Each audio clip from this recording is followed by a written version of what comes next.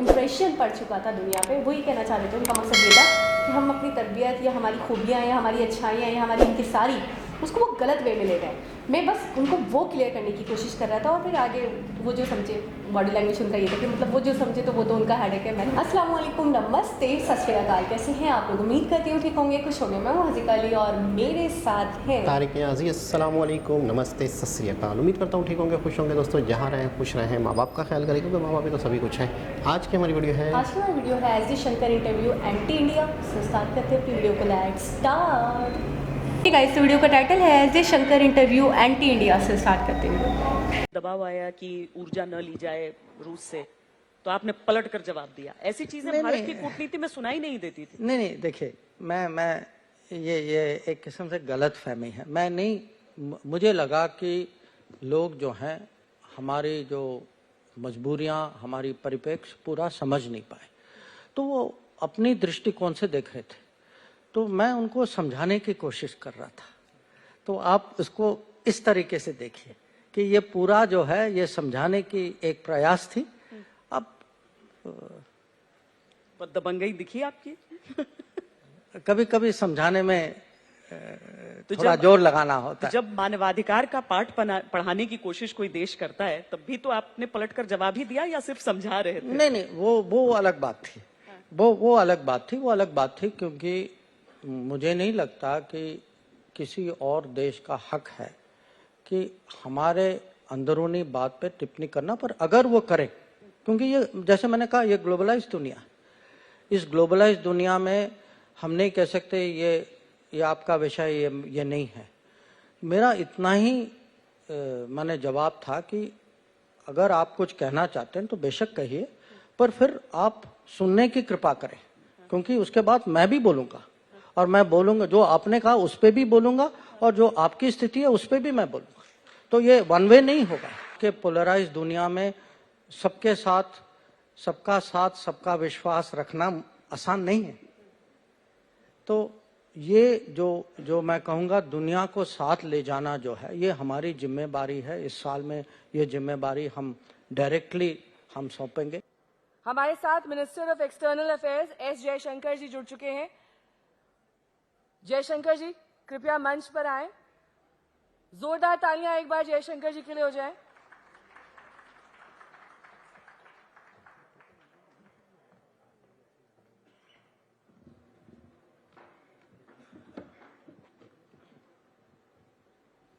बहुत स्वागत है आपका।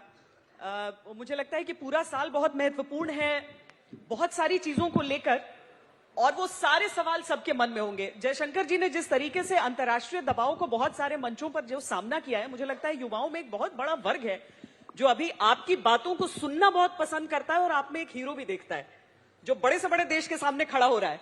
अगर मैं सही हूं तो तालियां बजाइए आप। लेकिन जयशंकर जी पहले कुछ संबोधित करना चाहते हैं आपको, वो अपनी एक बात रखना चाहते हैं, उसके बाद हम सवाल जवाब का क्रम शुरू करेंगे। Thank you Shweta ji. First of all बहुत खुशी हुई कि आज मैं इस कार्यक्रम में आ पाऊँ। मैं बस इतना ही कहना चाहता हूँ कि ये ग्लोबलाइजेशन का ज़माना है और जिसका मतलब ये है कि वो समय जब हम सोचते थे कि विदेश नीति कहीं दूर की बात हो, जो कोई डिप्लोमेट लोग साउथ ब्लॉक में कुछ कर रहे हों, वो ज़माना अब गया है। आजकल विदेश नीति या जो दुनिया में जो होता है उसका प्रभाव जो है आपके घर तक पहुंचता है। अब उदाहरण के तौर पे मैं आपको कहूँगा कि आप महामारी के बारे में सोचिए कि जो कहीं और से शुरू हुई, अब 3 साल हमारे उसी में बर्बाद हो गए। या जो यूक्रेन में जो युद्ध हो रहा है उसका अगर आप प्रभाव देखें कि महंगाई में देखें, पेट्रोल के दाम पे देखें या अनाज के दाम पे देखें या खाद के दाम पे देखें, तो और या ये भी है कि क्योंकि अब हमारे इतने लोग बाहर भी जाते हैं, पढ़ने के लिए जाते हैं, काम का रोजगारी के लिए जाते हैं, उनके जो हित जो हैं, उनकी सुरक्षा जो है, ये भी हमारे लिए इसका महत्व जो है काफ़ी बढ़ चुका है। तो बस मैं इतना ही कहूँगा कि जो पहले की सोच जो थी कि ये घर की बात है, वो विदेश की बात है, वो पता नहीं, ठीक है, जो इंटरेस्ट के लिए कुछ लोग पढ़ते थे या कहीं बहस होती थी। हमें अब हर नागरिक को अब विदेश नीति, दुनिया की समझ होनी चाहिए, विदेश नीति में इंटरेस्ट लेना चाहिए, और खासकर जो युवा पीढ़ी जो है, क्योंकि वो सबसे ज़्यादा ग्लोबलाइज लोग वही हैं। तो मेरी आग्रह होगी कि वो सब माने फॉरेन पॉलिसी पे ज़्यादा नज़र डाले। मैं ये नहीं कह रहा क्योंकि मैं विदेश मंत्री, मैं सचमुच चाहता हूँ कि जो आने वाली पीढ़ी जो है वो भी हमारे यहाँ ग्लोबलाइज पीढ़ी हो। और अभी जो G20 की अध्यक्षता जो आने वाली है, मुझे लगता है कि वो उस ग्लोबलाइजेशन के बारे में समझना और सोचना, उसमें उसका बहुत अच्छा योगदान हो सकता है। मुझे लगता है रुचि बढ़ भी रही है युवाओं की। हाँ, बिल्कुल बिल्कुल। G20 प्रेसिडेंसी जैसे हो गया, 1 दिसंबर से हमने उसकी शुरुआत कर दी। एक सामान्य भारतीय इसे कैसे समझे? क्या लक्ष्य है आपका? क्या हासिल करेगा भारत इसकी अध्यक्षता के जरिए? देखिए, एक चीज तो है कि इसके अलग अलग पहलू हैं। एक तो ये है कि भारत की अध्यक्षता ही एक गौरव का विषय, क्योंकि ये G20 जो है, G20 की परिभाषा से ही आप समझ सकते हैं कि ये असाधारण देश है। ये दुनिया के सबसे माने टॉप 20 शक्तिशाली देश, प्रभावशाली देश है। और इनका भारत में आना, कि जो नॉर्मली हम कहते हैं ना P5, जो परमानेंट 5, एक समय में टॉप 20 का भारत में आना, और उनके अलावा 9 देश हैं जो अतिथि के रूप में आ रहे हैं, 14 इंटरनेशनल ऑर्गेनाइजेशंस हैं, जैसे UN है, वर्ल्ड बैंक है, उनके जो हेड हैं वो भी आ रहे हैं। तो कुल मिला के 43 डेलीगेशंस आएंगे यहाँ। और आज तक हमने अपने इतिहास में इतना बड़ा अंतर्राष्ट्रीय सम्मेलन कभी किया नहीं, तो यही एक गौरव का विषय। दूसरी बात है कि आप इसका एक किस्म से कॉन्टेक्स्ट भी देखिए कि किस समय में ये मीटिंग अध्यक्षता हो रही है। आज की दुनिया जो है, इस दुनिया में आप तनाव भी देख सकते हैं, विवाद भी देख सकते हैं, कि जो बड़े विषय जो हैं, जैसे मैंने कहा कोविड का है, या जो कहते हैं फूड सिक्योरिटी, एनर्जी सिक्योरिटी, जो यूक्रेन का प्रभाव जो है, या जो डेट का, कर्ज का विषय का मुद्दा है। तो ऐसे काफ़ी विषय हैं जिसको दुनिया में इसकी एक किस्म से डिबेट होनी चाहिए, इसके कुछ सुझाव निकलने चाहिए। और ये एजेंडा इस समय अगर भारत जैसा देश इसमें नेतृत्व दे सकता है, एजेंडा को सेट कर सकता है, दूसरों देशों के साथ काम कर सकता है, क्योंकि आज के पोलराइज दुनिया में सबके साथ, सबका विश्वास रखना आसान नहीं है। तो ये जो मैं कहूँगा दुनिया को साथ ले जाना जो है, ये हमारी जिम्मेदारी है। इस साल में ये जिम्मेदारी हम डायरेक्टली हम सौंपेंगे, और इसको कैसे हम आगे ले जाएं, ये भी एक विषय है। और तीसरी बात, अगर आप मुझे 1 मिनट और देते, कि आज तक देखिए, जब भी कुछ बड़ा सम्मेलन समारोह कुछ हुआ है भारत में, हमारी जो स्वाभाविक सोच है कि हम दिल्ली में करते हैं, क्योंकि दिल्ली राजधानी है। तो अगर आप विदेश नीति या कूटनीति की बात करें, पूरे देश में ये सोच है कि भाई वो तो दिल्ली का मामला है। पर प्रधानमंत्री की सोच है कि G20 जो है पूरे भारत में इसका कार्यक्रम हम करें, एक किस्म से उसको मनाएं हम, कि उत्सव जैसा, कि जन भागीदारी के माध्यम से, कि पब्लिक भी इसके साथ हम जोड़ें। और आज ही इसके पहले प्रधानमंत्री की हमारी वर्चुअल मीटिंग हुई थी, आरिफ मोहम्मद खान साहब भी थे उसमें, कि जो मुख्यमंत्री और जो राज्यपाल जो हैं उनके साथ हमारी मीटिंग हुई थी। और प्रधानमंत्री का आग्रह था कि हम सब लोग पूरे देश में, हम सब मिलजुल के इसको जितना हम सफल बना सकते हैं, क्योंकि मैं अंग्रेजी में कहूँगा कि ये हमारे लिए एक अवसर है कि make world ready for India, make India ready for the world. तो ये शोकेसिंग का एक अवसर है और हमें इसका पूरा लाभ लेना चाहिए। प्रधानमंत्री ने यह भी कहा था कि G20 देश का है, जनता के लिए है। बिल्कुल। पर ऐसा लगता है G20 में लोग सोचते हैं कि भाई अब जो टाई वाई लगा के जो बड़े बड़े लोग हैं वो जा रहे हैं, डिप्लोमेट्स जा रहे हैं, हमारा क्या लेना देना। जनता को कैसे मैंने टाई तो नहीं पहना आज, पर हाँ ठीक है। जनता को कैसे जोड़ेंगे आप? हाँ नहीं, हाँ, ये सवाल आपका बिल्कुल ठीक है, क्योंकि जो आप कह रहे हैं ये हमारे यहाँ कूटनीति की छवि है कि वही लोग करते हैं जो टाई और सूट पहनते हैं। मैं आजकल भी मैं कभी कभी पहन लेता हूँ। हमारी कोशिश होगी कि अगर एक तो हर राज्य में ले जाएं, करीब 55 और 60 शहरों का मोटा मोटा 60 शहर होंगे जहां G20 का कार्यक्रम होगा। और हमारे आयोजन में ये भी है कि मीटिंग के अलावा जहां मीटिंग हो रही हो वहां अगर विश्वविद्यालय में कुछ कार्यक्रम हो या जो पब्लिक स्पेस NGO कुछ करें या कल्चर, हम चाहते हैं कि हर शहर हर राज्य में उनकी जो संस्कृति जो है उसको वो जो अतिथियों के सामने कैसे रखें। जो गिफ्ट जो हम देंगे उनको वो 1 डिस्ट्रिक्ट 1 प्रोडक्ट का गिफ्ट होगा। तो हम जितना इसको हम लोकल बना पाए, जितना रीजनल बना पाए, जितना डाइवर्स बना पाए, मैं कहूँगा ये हमारी एक किस्म से अप्रोच है।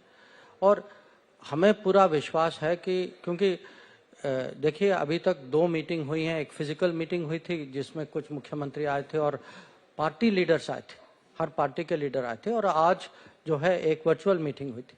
मैंने जो उत्साह जो देखा है और जो देश में जो इसके बारे में जो बिल्कुल जो ऊर्जा जो है कि राज्य सरकार चाहते हैं कि हमारे यहाँ और कार्यक्रम हो, कि इतने क्यों हैं, हमें और भी दीजिए। तो एक किस्म से पूरे देश में अभी ये मैसेज फैल चुका है।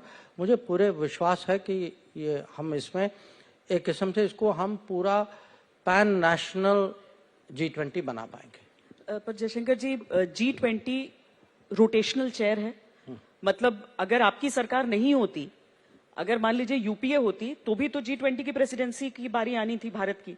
तो अगर विपक्ष आपकी यह आलोचना करता है कि आप लोग सिर्फ हाइप कर रहे हैं इसको, तो क्या वो गलत कर रहा है? देखिए ऐसा है, आप ही देख चुके हैं कि मोदी सरकार होती है तो क्या होता है, जब मोदी सरकार नहीं थी तो क्या हो रहा था। अब मैं क्या कहूँ उसके बारे में, पर मैं इतना भी कहूँगा आपको कि हाइप करने का विषय नहीं है। आज का भारत जो है वो पहले का भारत नहीं था। आप ही मुझे बताइए, आज तक अंतर्राष्ट्रीय कुछ भी कार्यक्रम हो, हम पहले पूरे देश में कहाँ पहले ले चुके कि हम ज़्यादातर दिल्ली में ही करते थे। अगर भारत की प्रोफाइल बड़ी है, भारत की छवि जो है वो और पहले से ज़्यादा सकारात्मक है, तो अब ये है, ये हकीकत है। तो आज की अगर आप दुनिया में आप, क्योंकि मैं विदेश मंत्री हूँ, मेरा समय काफ़ी बाहर जाता है, मैं दूसरों से मिलता हूँ, ये मैं आपको कह सकता हूँ कि जो पहले की जो हमारी जो छवि जो थी, हमारी पोजीशन जो थी, वो आज की नहीं है। तो हमारे से जो अपेक्षा जो है वो भी बदल चुकी। तो हो सकता है कि पहले वाले जो हैं वो अपना करते होंगे, उनका अधिकार था, उनका समय था। अब उनका समय नहीं है, उनकी सोच भी नहीं है और उनका उत्साह भी नहीं है। कहीं हम किसी और लेवल, देखिए हमारी जो महत्वाकांक्षा जो है वो अलग है, हमारी तो हमारी आशा भी कुछ अलग है। हम तो इंडिया को कहीं और ले जाना, अलग हायर लेवल पे ले जाना चाहते हैं। पर आलोचना का एक और बिंदु वो ये है कि एक नॉन अलाइनमेंट, भारत एक गुटनिरपेक्ष देश रहा है और विपक्ष कहता है कि आपने आज की फॉरेन पॉलिसी उसी पर तो बिल्ड की है। आज की स्वतंत्र विदेश नीति वही है, गुटनिरपेक्षता नहीं। देखिए जो विपक्ष जो है वो विपक्ष का काम करता है, जो सरकार जो है वो सरकार का कर्तव्य निभाते हैं। तो उनका वो कभी कभी कहते होंगे, पर ये मैं कह सकता हूँ कि G20 जो है ये राजनीति का विषय नहीं है, ये विवाद का विषय नहीं है। देखिए आज मैं देख रहा था कि जो सबसे ज़्यादा मैं कहूँगा जो मुख्यमंत्री जो थे, या जब हम लोगों की फिजिकल मीटिंग भी जब हुई थी, तो उस समय ये नहीं है कि जो भाजपा के हैं उनकी सोच अलग है, जो दूसरे हैं उनकी सोच अलग है। सब राज्य सरकारों में देखिए, कभी कभी कुछ लोग कुछ कहते होंगे, मुझे नहीं लगता कि वो एक किस्म से वो मेन स्ट्रीम व्यू है। मुझे लगता है कि अगर आप किसी भी राज्य से पूछेंगे, किसी भी मुख्यमंत्री से भी किसी भी पॉलिटिकल लीडरशिप से पूछेंगे, उनका हमें पूरा समर्थन है, पूरा सपोर्ट है। वो बड़े उत्सुक हैं। पूरे देश में ये सोच है, समझ है कि G20 की सफलता जो है, ये भारत, जैसे मैंने कहा, ये हमारे लिए, भारत के लिए गौरव का विषय है। हर नागरिक, हर पार्टी, हर राज्य के लिए गौरव का विषय। जयशंकर जी, अभी इंडोनेशिया में G20 का जब सम्मेलन हुआ था और भारत को बेटन सौंपा गया, मैं वहां पर थी। उसकी शुरुआत से पहले हम सब इंतजार कर रहे थे कि क्या रूस के राष्ट्रपति व्लादिमीर पुतिन वहां पर आएंगे। अब क्या हम ये मान सकते हैं कि भारत वो मंच बनेगा जो समूची दुनिया को एक साथ लेकर आएगा? अगर हम वसुधैव कुटुंबकम कहते हैं, तो क्या हम उम्मीद कर सकते हैं कि व्लादिमीर पुतिन भी यहां पर आएंगे? देखिए, जो भविष्य में जो होगा वो भविष्य होता है। पर मैं आपको इतना कह सकता हूं कि बाली में भी एक समय था जहां लग रहा था कि सबको एक कमरे में रखना मुश्किल लग रहा था। और हम लोग जो हैं, जो कुछ देश, और इसमें हमारा भी योगदान था कि इंडोनेशिया को कैसे उतनी सपोर्ट दें कि कम से कम उनकी अध्यक्षता जो है वो सफल रहे। और उस समय सफलता की एक परिभाषा थी कि G20 के 20 आए वहाँ और 20 कमरे में रहें।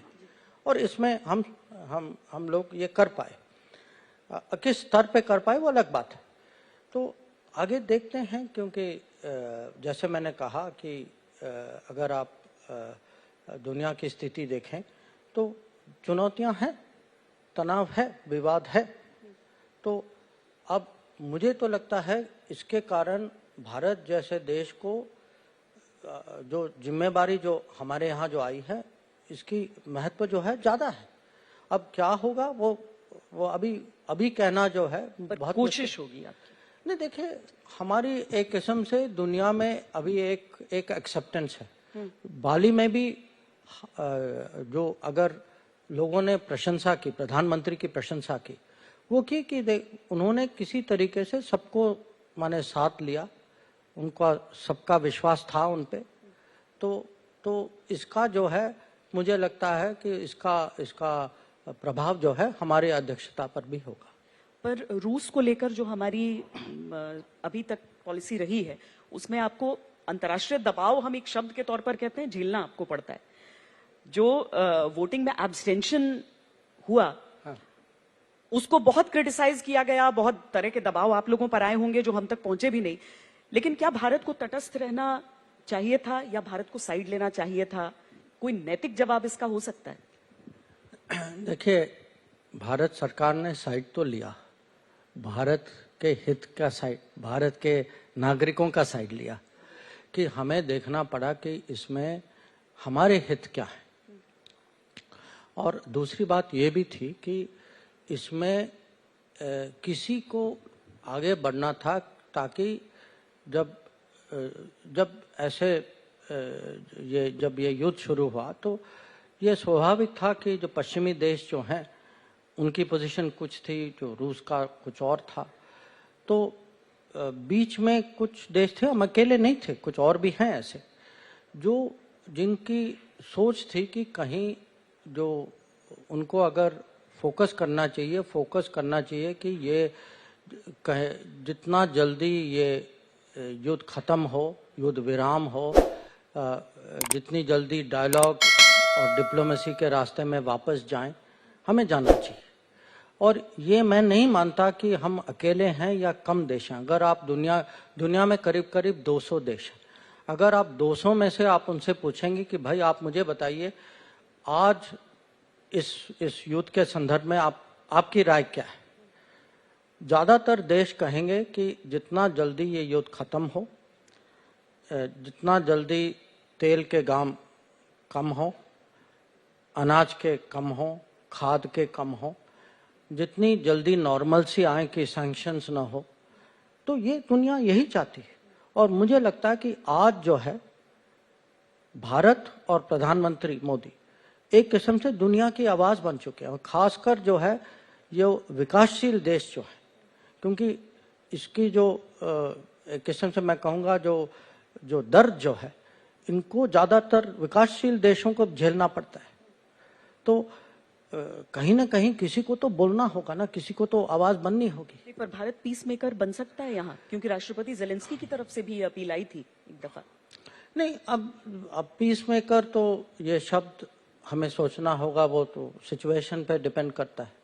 पर कम से कम मैं इतना कहूँगा कि आज कुछ देश हैं और जिनको दुनिया माने हर साइड जो है हमारे साथ बात भी करते हैं, खुल के बात करते हैं, अपनी जो उनकी जो सोच जो है, उनकी कभी कभी जो नीति जो है हमारे साथ वो डिस्कस भी करते हैं। हम उनमें से देश हैं। अब अगर ये मध्यस्थता आगे बढ़ सकती है या नहीं बढ़ सकती, समय ही बताएगा, ये अभी कहना मुश्किल है। पर हम अपनी तरफ से नहीं कहेंगे, जब कहा जाएगा कि आप मदद कीजिए तब जाएंगे। अब देखिए, देखते हैं कूटनीति में शुरू में सब चीज पहले तो नहीं कहते ना। पर एक चीज हुई इसमें कि आप पर जब ये दबाव आया कि ऊर्जा। जी जनाब, बहुत ही बेहतरीन किस्म के मूड में है जनाब एस जयशंकर जी, और बड़ा अच्छा लग रहा है। और जैसे ही वीडियो खुली थी, जैसे ही मतलब इतना खूबसूरत एक मंजर दिखा, मंच बना हुआ था, तो बड़ा अच्छा लगा। और मुझे लगा कि बहुत कुछ आज मिलेगा, बहुत कुछ सीखने को मिलेगा, और इसमें कोई भी शक नहीं है। लेकिन हम बहुत ज़्यादा वीडियो से इनकी बातों से इतना रिलेट कर पा रहे थे, हमने इतना सुना है, जब युद्ध वाला मामला था, जब कोविड वाला मामला था, क्या क्या अचीवमेंट हुई, क्या क्या मामला हुआ। अभी G20 का भी दौर चल रहा है, और इसमें भी हमने कुछ 2-4 वीडियोस देखी हैं, जिस तरीके से कल्चरल वीडियोस भी देखी G20 के हवाले से। तो इतना ज़्यादा इस वीडियो से रिलेट कर पा रहे थे, इतना ज़्यादा रिलेट कर पा रहे थे, क्योंकि वीडियो थोड़ी सी पुरानी है, मुझे ऐसा लग रहा है। G20 शुरू हो चुका है, और यहाँ पर G20 के हवाले से बात शुरू हो रही है कि अभी होने वाला है हमारे यहाँ।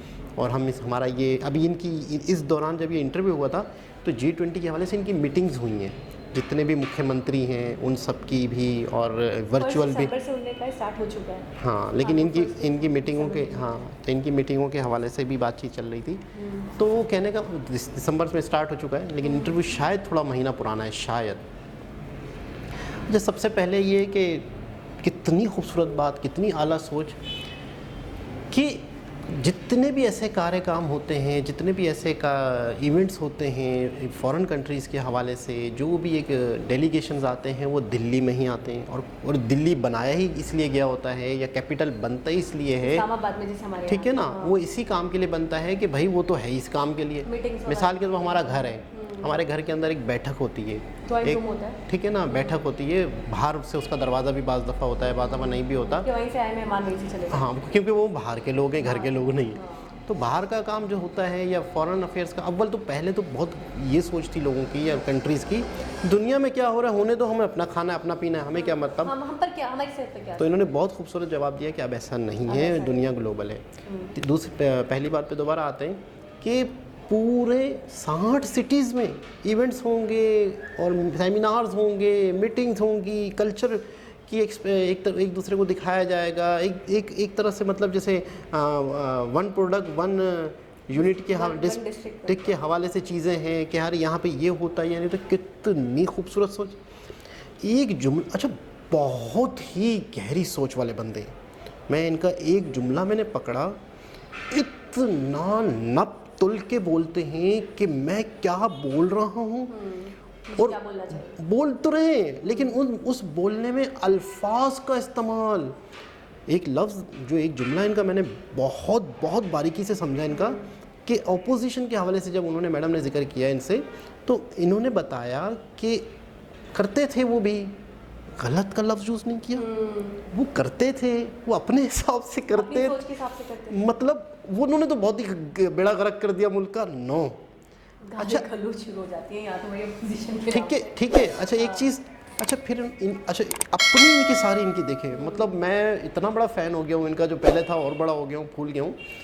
इन्होंने कहा कि उनकी अपनी सोच थी, हमारी सोच अलग है, हमारी सोच बेहतर है नहीं। मतलब ये नहीं कहा कि हम उनसे ऊंचा सोचते हैं, हमारी अलग, हमारी सोच अलग है। और उन्होंने जो किया वो भी सबने देखा, हम जो करें वो, यार इतना नपातुल्ला, इतना मतलब आप कोई शख्स इसमें गरूर दिखा दे मुझे, इन अल्फाज में गरूर दिखा दे, इन अल्फाज में किसी को तंज दिखा दे, मतलब आप बोल भी गए हो सब कुछ और कुछ नहीं भी बोला। तो मतलब मैं इनके इन अल्फाज के चुनाव से बहुत बहुत बहुत इंस्पायर हुआ हूँ, बहुत इंस्पायर हुआ हूँ। अच्छा टोटल इनका फोकस ये है, अच्छा आने वाली जनरेशन भी अब इनको हीरो मानती है, बाकायदा अब इस पे बात होती है। अच्छा सिर्फ इनकी वजह से ये आज पॉसिबल हो सका कि फॉरेन अफेयर्स के हवाले से डिस्कस होती है, वीडियोस बनती हैं, और इन्होंने बाकायदा बोला कि मैंने अब साथ दिया, अपनी आवाम का दिया, हमने किसी का साथ नहीं दिया, ऐसा नहीं है।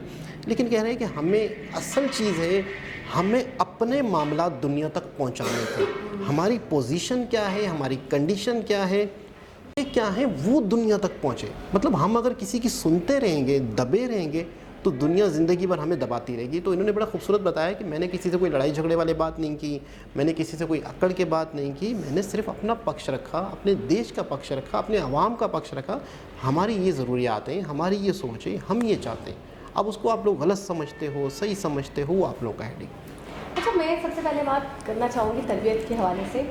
उन्होंने बहुत खूबसूरत बात की। उन्होंने सबसे पहले जब उनसे क्वेश्चन किया गया कि भाई थोड़े से आप रूड हो जाते हो, और यही मशहूर हो चुका है, जैसे इन्होंने 2-4 जवाब दे दिए लोगों को, रख कर सुनाती है कि भाई आप हमारे गिरेबान में नहीं झाँको, पहले अपने गिरेबान में भी झाँको, आप में भी 70 छेद है, उस पर भी थोड़ा फोकस करो, हमारे छेदों को मत तलाश करो। तो जब से इस तरीके के मामला हुए तब से थोड़ा सा मतलब रूड है, स्ट्रेट फॉरवर्ड है, कई आर्टिकल्स देख लिए, कई चीज़ें देख ली मैंने। तो इन्होंने इसका जवाब बड़ी बाखूबी दिया कि हमारी तरबियत को और या शायद हमारी इंकिसारी को लोग गलत समझते हैं। वो होता है ना कि कोई इंसान बहुत ज़्यादा झुकता है या गिरता है तो सामने वाला उसको गिरा हुआ ही समझ लेता है, उसे झुका हुआ ही समझ लेता है। तो ये वाला जो एक इम्प्रेशन पड़ चुका था दुनिया पे, वही कहना चाह रहे थे। उनका मकसद ये था कि हम अपनी तरबियत या हमारी खूबियाँ या हमारी अच्छाइयाँ या हमारी इंकिसारी, उसको वो गलत वे में ले गए। मैं बस उनको वो क्लियर करने की कोशिश कर रहा था, और फिर आगे वो जो समझे, बॉडी लैंग्वेज उनका ये था कि मतलब वो जो समझे तो वो तो उनका हेडेक है, मेरा मकसद वो नहीं था। दूसरी बहुत खूबसूरत इन्होंने बात की जो मुझे बहुत बहुत बहुत अच्छी और बेहतरीन लगी, वो ये कि इन्होंने ये कहा कि जब आप बोलेंगे तो हम सुनेंगे, आप बोले जितना आपको बोलना है, लेकिन उसके बाद फिर आप सुनने की भी कृपा कीजिएगा और सुनिएगा। एक तो मैं आपको आपके सवाल का जवाब भी दे दूंगा और लगे हाथ में ये भी बता दूंगा कि हम भी फिक्रमंद हैं आपकी स्थिति को लेकर। जैसे आप हमारी स्थिति को, हमारी गुर्बत को लेकर फिक्रमंद हैं, हमारे यहाँ जेनोसाइड हो रहा है आप फिक्रमंद हैं, हमारे यहाँ मजहब की आज़ादी नहीं है आप फिक्रमंद हैं, आप कहते हैं महिलाओं के यहाँ हमारे यहाँ महिलाओं को उनके राइट्स नहीं मिलते, उन पर अत्याचार होता है, आप फिक्रमंद हैं। तो आप सही है, सारी बातें कही हैं, मैं सुनता हूँ, मैं आपकी उन क्वेश्चंस का जवाब दूंगा और उसके बाद मैं या हमारा मुल्क भी किस किस स्थिति को लेकर आपकी फिक्रमंद है उसकी भी बात करेंगे भी। यानी कि बात एक तरफा नहीं हो, उंगली उठा रहे हो तो फिर उंगली हम भी उठाएंगे। तो हमेशा यही कहते हैं ना कि किसी को पॉइंट आउट करने से पहले आप ये सोच लो कि यार 70 बुराइयाँ तो मुझ में भी है ना, पहले मैं वो ख़त्म कर लूँ, उसके बाद सामने वाले को बुरा कहूँ या भला कहूँ या उसे इन्फीरियर जाहिर करूँ। दूसरी चीज़ मुझे सबसे पहले मैं बात करना चाहूँगी एटीट्यूड की। ऐसा एटीट्यूड है बात करने का, ऐसा एटीट्यूड है बात करने का कि मैं वाकई समझती थी ये थोड़े से स्ट्रेट फॉरवर्ड टाइप के हैं, ये थोड़े से मतलब इनसे सवाल करो और ये जवाब देते हो, जवाब इस तरीके से देते हैं कि नेक्स्ट क्वेश्चन करने की आपकी हिम्मत ना हो, तो ना आप कपकपाने लग जाओ। ऐसा कुछ मुझे एटीट्यूड लग रहा था इनका। लेकिन यकीन करें बच्चों की तरह समझा रहे हैं, जैसे कि एक बच्चा होता है, वो बात कर रहा होता है, वो अपना पक्ष कैसे रखता है, वो अपनी बातें कैसे रखता है, बिल्कुल साफ दिल के साथ, साफ गोई के साथ, खुले दिमाग के साथ कि अम्मी ऐसा नहीं है, ऐसा है, ऐसा नहीं है, ऐसा है, नहीं मैं ये नहीं ये कर रहा था। मतलब बात करने का जो एक्सेंट और लहजा है, जो उसमें नरमी है, वो बहुत भला की, मतलब वो नरमी पे आप फिदा हो जाओ। जिस तरीके से वो चीज़ों को डिफाइन और ब्रीफ कर रहे हैं, कोई गरूर, कोई तकब्बुर, कोई प्राउड, कोई इगोइस्टिक पर्सन लग ही नहीं रहे। जिन्होंने इनको कर दिया, उन्होंने बदनाम कर दिया इनको, ये बिल्कुल भी वैसे नहीं है। मैंने आज इनको समझा और जाना है कि इनकी पर्सनैलिटी कितनी हम्बल है। सोशल मीडिया वाले जब वीडियो बनाते हैं किसी पर तो बड़े कड़क किस्म के थंबनेल लगाते हैं। जो भी चीज़ें सवाल जो इनसे किए जा रहे हैं ना, आपने पता नहीं पॉइंट को पकड़ा कि नहीं पकड़ा, मैंने पकड़ा, इनके हक में नेगेटिव है, यानी कि विषय तो ये कह रहा था, फला तो ये कह रहा था, आपके बारे में तो ये Opposition है, ये G20 आपको मिल गया, उसकी प्रेसिडेंसी आपको मिल गई, तो इसमें कौन सी कमाल की बात है, वो तो रोटेशन के थ्रू मिल ही जाती है, हर मुल्क का नंबर आना था तो आपका भी आना था, तो उसका बाखूबी जवाब दिया उन्होंने कि इंडिया जो है ना वो दुनिया की वॉइस बन चुका है, जो दुनिया के मामला, दुनिया के मैटर है। अब मैं ये कहूँगी इंडिया के बारे में या मोदी जी की गवर्नमेंट के बारे में कि अब अपने घर के सारे मामला सॉर्ट आउट हो गए, अपने घर की तरक्की हो चुकी है, अपने मामला हमने ठीक कर लिए, उस्तवार कर लिए, हम जितना उलझे हुए थे, जितना मैथ्स में थे वो सब ख़त्म किया हमने अपने मामला को अच्छा कर लिया। अब हमें नज़र डालनी है कि दुनिया किस वजह से परेशान है, किन कंट्रीज़ में क्या मसले मसाइल चल रहे हैं, लोग क्या चाहते हैं, कंट्रीज़ क्या चाहते हैं, तो हम उस मुद्दे पर आए। यानी वे बहुत बड़ी चीज़ है, ये बहुत बड़ी बात है अगर आप इसको समझें कि इंडिया दुनिया की वॉइस बन चुका है। इंडिया वो बातें कर रहा है जो दुनिया का मैटर है, जो दुनिया का मसला बन चुका है, ये बहुत बड़ी चीज़ है। अच्छा, एक और चीज़ इन्होंने लेके हाथ कही कि पोलराइज जो दुनिया में सबको एक साथ लेकर चलना, 200 देश है, ठीक है, 200 नहीं 195 पकड़ लें, 190 पकड़ लें, 190 देशों को एक साथ लेकर चलना। G20 में अगर 20 देश हैं तो इन्होंने कहा कि हम चाहते हो मज़ीदों को जोड़ें, मज़ीदों से बात हो, जैसे 43 देशों की इन्होंने जिक्र भी कर दिया कि भाई हम मज़ीद देशों को चैन बनाएं, उनको जोड़ें, उनको मुंसलिक करें खुद से, उनके सामने हम प्रस्ताव रखें, उनके सामने इन्विटेशन रखें कि वो भी ज्वाइन करें, वो भी हमारे साथ यकजा हो, वो भी हमारी मुहिम में शामिल हो जाए एक तरीके से। तो ये चीज़ बहुत बड़ी चीज़ लग रही है मुझे कि एक तो आवाज़ उठाना और दूसरा दुनिया को जोड़ना, यकजा करना, एक चैन बनाना, ये अपने आप में बहुत बड़ी चीज़ लगी। फिर आते हैं उस तरफ कि लोगों का क्या फ़ायदा है। अच्छा, मैं अक्सर यही सोचती थी कि इस तरीके की जो मीटिंग्स होती हैं, जो फॉरेनर्स आते हैं और आकर चले जाते हैं और एक मखसूस जगह पे आते हैं, मखसूस सिटी में आते हैं और आकर चले जाते हैं, तो भाई हमारा क्या लेना देना, हमारा तो वही, हम रोज़ का कुआं कूदते हैं, वही रोज़ का पानी पीते हैं और अपना गुसर बसर करते हैं, तो हमारी ज़िंदगी पे क्या असर पड़ेगा। तो इस बारे में इन्होंने बहुत अच्छी बात की कि मोदी जी की जो गवर्नमेंट है वो एक ऐसी योजना चला रही है, या वो ऐसे प्रोजेक्ट कर रही है, या वो ऐसे काम कर रही है कि ज़्यादा से ज़्यादा इसको वसी किया जाए, ज़्यादा से ज़्यादा लोकल किया जाए, रीजनल किया जाए, कल्चरल किया जाए, डिफरेंट सिटीज़ में रखा जाए। आपको याद है कि जब हमने G20 की एक मीटिंग देखी थी जिसके अंदर जो फॉरेनर्स थे वो वाकई रोड्स पे घूम रहे हैं और साइडों में जो दुकान वाले हैं वो बैठे हुए हैं और वो उनसे चीज़ें खरीद रहे हैं, उनसे एंटिक्स खरीद रहे हैं, उनसे बातचीत कर रहे हैं। तो आप देखिए उनका भी फ़ायदा हो रहा है, डायरेक्टली इनडायरेक्टली जो भी है, लेकिन फ़ायदा उनका भी हो रहा है, वो अलग बात है। तो इसको लोकल करना, इसको रीजनल करना, इसको नेशनलाइज करना, मैं ये कहूँ कि ये अपने आप में बहुत कमाल की बात है कि एक आम नागरिक को भी इससे फ़र्क पड़ रहा है। और हर सिटी चाह रहा है, हर राज्य चाह रहा है कि मेरे यहाँ ज़्यादा से ज़्यादा इवेंट्स हो, यानी जो 2 हो रहे हैं, 3 हो रहे हैं, तो 4 मेरे पास मज़ीद हो। तो बड़ा मतलब है कि अभी मज़ीद बात आगे ऊर्जा के हवाले से, पेट्रोल के हवाले से, रशिया के हवाले से, और जो स्टैंड लिया था ना उसके हवाले से मेरे ख्याल में आगे बात होगी। लेकिन ये कि जहाँ तक जो बात हुई हमने कहा पहले इस पर रिएक्शन दे दें, फिर इसका पार्ट 2 दोबारा करेंगे, और बहुत कुछ मज़ीद आगे सीखने को मिलेगा और बहुत कुछ इसमें सीखने को मिला, लेकिन बहुत हम्बल, कोई वो इस तरह से एटीट्यूड वाले या इस तरीके से सख्त और रूल वाले कोई ऐसे नहीं है। एक गलत इंप्रेशन मुझे ऐसा लगता है कि सोशल मीडिया पे जब इनके हवाले से वीडियो बनती है तो जिस तरीके से उनका एक टाइटल लिखा जाता है ना कि ये कर दिया, यूं कर दिया, उनके छक्के छुड़ा दिए, उनके मतलब यूं फलाने जवाब दे दिया, 2 टोक जवाब दे दिया, तो वो आहिस्ता आहिस्ता 1-1, 2-2, 4-4, 8-8, 10-10 वीडियो से आहिस्ता आहिस्ता इंप्रेशन लोगों के दिमागों में ऐसा बढ़ा। अच्छा, मुझे याद आ रही वो बात कि हमें 2 कान दिए गए हैं ज़्यादा सुनने के लिए और 1 मुंह दिया गया है ज़्यादा कम बोलने के लिए। ये बात जब मैंने सुनी थी तब मुझे थोड़ा सा मतलब ऐसा लग रहा था कि वाकई यार हम तो इस पर अमल ही नहीं करते, हम बोलते ज़्यादा है सुनते कम है। लेकिन वाकई ऐसे शंकर जैसे लोग हो, मेरा यकीन करें पूरी वीडियो में बस ये दिल कर रहा था मैं इनको सुनती रहूँ, मैं एक वर्ड ना बोलूँ, मैं मतलब इनको इंटरप्ट ही ना करूँ, इनको रोकूँ ही ना, ये बोलते रहे मैं सुनती रहूँ। ऐसी बातें अगर कोई करे, जैसे आप कह भी देते कि यार हमारे यहाँ तो टिकटॉकर्स को बुलाया जाता है, तो हमारे यहाँ इस लाइक मिनिस्टर्स हैं, ऐसे मिनिस्टर्स हैं इतनी नॉलेज वाले, इतना स्टडी करने वाले, इतने क्वालिफाइड। एक इतना खूबसूरत टीवी शो जिसमें एक बहुत बड़ी सेलिब्रिटी, बहुत बड़े मेहमान को बुलाया गया। तो मैं अपने पूरे पाकिस्तान में कोई इस तरह का टीवी शो नहीं देखा, और ऐसा टीवी शो होगा भी सही अगर कोई एक बहुत बड़े नाम, अव्वल तो है नहीं, अगर कोई होते भी हैं और इस तरह आएंगे तो हमारा यंग बच्चा 20 से 30 साल का बंदा 15 से 20 साल तक का बंदा इस वीडियो को देख ही नहीं रहा होगा, वो कहीं ना कहीं एंटरटेनमेंट में चला उनके गया। सवाल क्या होंगे? करप्शन कैसे करें, स्विस बैंक कैसे भरें, अच्छा आप बताएं ब्लैक मनी को व्हाइट मनी कैसे बनाए, वो ये सवाल करेंगे, उनसे बैठ के करेंगे क्या? क्या बात अव्वल तो मैं ये कह रहा हूँ कि अगर कोई होता भी है तो पब्लिक भी देखने वाली नहीं बिल्कुल है, वो ऐसे तो ही। वो एंटरटेनमेंट देख रही है। आजकल एक हमारे टीवी चैनल है जहाँ पर भर भर के लोगों को बुलाया जा रहा है, गेम शो खेले जा रहे हैं, फलानी चीज़ें हो रही बस हैं। amazing चीज़ों तो में मुझे मसरूफ़ बड़ा है। अफसोस होता है, बड़ी हैरत होती है कि हमारी कौम कर क्या रही है, और इतना बड़ा खूबसूरत, मतलब इस तरह के टीवी चैनल वाले तो टीवी शो कभी जब करेंगे जब लोग देखेंगे सही, तो अरे इसके बाद नहीं करेंगे ना, नहीं, करेंगे मतलब ही ये लोग कर रहे हैं तो लोग देखते हैं तो कर रहे हैं ना। हमारे यहाँ लोग देखेंगे नहीं तो लोग करेंगे भी आप नहीं। बात की गहराई नहीं समझ रहे हैं। ऐसे लोगों का होना जरूरी है ना, टीवी शो तो बाद में होगा, पहले बंदा तो तैयार करें आप। बिल्कुल। अब जब बंदे ही नहीं है, जो चोर चकार बंदे भरे हुए हैं, उनको बुला के हम क्या पूछें कि मुल्क कैसे तरक्की करेगा, क्या पूछें, क्या सवाल करें, उनसे सवाल करें, वो जवाब, अच्छा हर बात का जवाब है, विजन इतना क्लियर है, हर बात क्लियर है, हर बात का जवाब बिल्कुल है, ऐसे अपने ही। गोल पता है, कब क्या क्यों किया, युद्ध के टाइम पे ये स्टेप क्यों लिया पता है, कोविड के टाइम पे ये स्टेप क्यों लिया पता है, 3 साल ज़ाया हो गए पता है, आगे क्या करना है पता है। अच्छा फ्यूचर के बारे में कुछ भी नाप तोल के बोल रहे हैं, यानी फ्यूचर के बारे में मैं कुछ भी पहले से नहीं बोल बहुत- सकता, बहुत- ये बहुत- कब इस वक्त होगा। बिल्कुल ऐसा ही है। तो वाकई मतलब है कि मतलब सोच समझ के बोलना, तरीके से बोलना, अपने काम का एक्सपर्ट होना, कहीं से डिक्टेशन लेने वाले लोग नहीं है कि मिनिस्टर नाम के बना दिए जाते हैं, पीछे से कोई और लोग काम कर रहे होते हैं, बस एक पार्टी का होते हुए दूसरी पार्टी का होते हुए किसी न किसी को मिनिस्टर बना दिया जाता है, तो उसे कुछ पता भी नहीं होता। लेकिन वाकई अपने काम को बहुत अच्छे तरीके से समझने वाले हैं, जब भी मोदी जी ने इतना बड़ा और बग़ैर सियासतदान होते हुए, मतलब ये सियासतदान नहीं है, और आज बहुत बड़ी बात है अपने आप में। तो दोबारा किसी और हिसाब से मुलाकात होगी, जब तक के लिए अल्लाह हाफ़िज़।